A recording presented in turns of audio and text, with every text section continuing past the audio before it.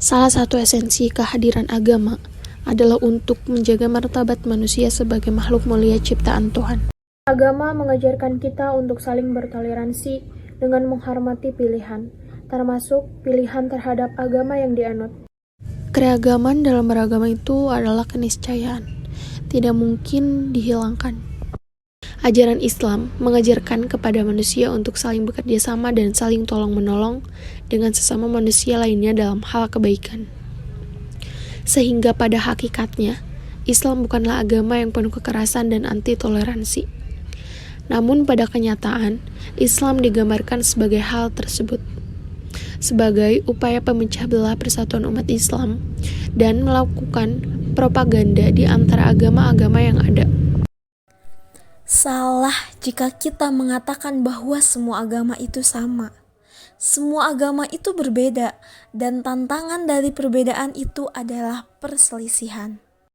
Namun, dengan segala macam perbedaan yang ada, tidak menjadikan Islam menjadi anti-toleransi, melainkan menjadi Islam sebagai rahmatan lil alamin dan sebagai penjelas di antara yang batil.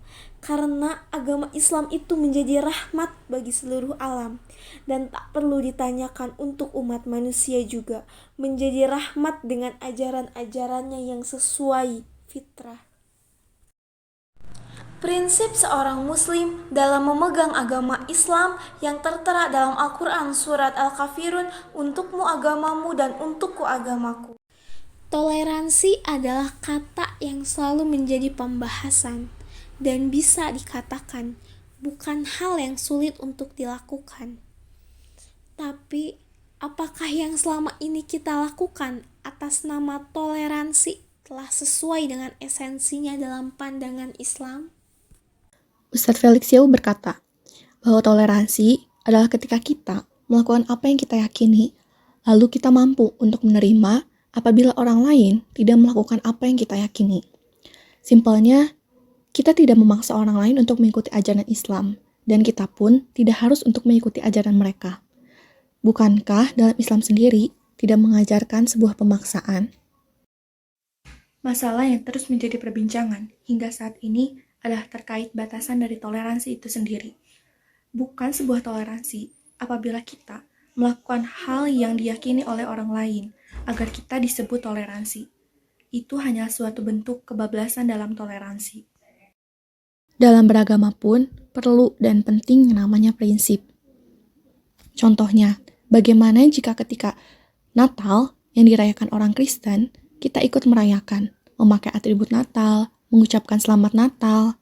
Apakah itu adalah bentuk dari toleransi? Bukan, itu adalah sikap kita yang mencampurkan hak dan batil. Bukan tanpa alasan pula, agama itu bukan hal yang sepele, dan masalah ini itu terkait akan akidah seseorang. Ustadz Felix Yau mengibaratkan kata selamat Natal. Kita mengucapkan selamat Natal. Apakah itu hanya sebuah kata-kata? Atau orang mempermasalahkan itu hanya sebuah kata-kata? Bukankah tidak masalah? Beliau menyebutkan bahwa tidak ada kata hanya bila terkait dalam prinsip. Kalau begitu, bukankah syahadat, ijab kabul, itu hanya sebuah kata-kata? Tapi apa? Di balik setiap kata-kata, terdapat konsekuensi yang mengiringi. Di sisi lain, sebagian manusia sering mengatasnamakan agama untuk digunakan sebagai kepentingan pribadi maupun golongan, atau bahkan untuk melegitimasi hasrat politiknya. Ada yang meninggikan nama agamanya, namun dilakukan dengan cara merendahkan agama lainnya secara tidak pantas. Hal tersebut yang akhirnya dapat memicu konflik beragama di tengah-tengah masyarakat. Padahal, apabila menerapkan toleransi di antara umat beragama, konflik-konflik tersebut pada hakikatnya dapat dihindari, karena keragaman bukan alasan untuk perpecahan, melainkan perekat persatuan. Penghormatan bukan selalu dalam bentuk ucapan. Dengan kita membiarkan orang lain menjalankan apa yang mereka yakini, itu juga merupakan bentuk penghormatan. Akhir dari toleransi adalah perdamaian.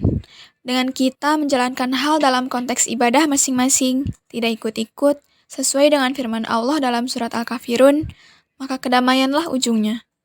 Tapi, jika berbicara konsep toleransi dalam kemanusiaan, saling membantu dan tolong-menolong adalah hal yang tentu diperlukan.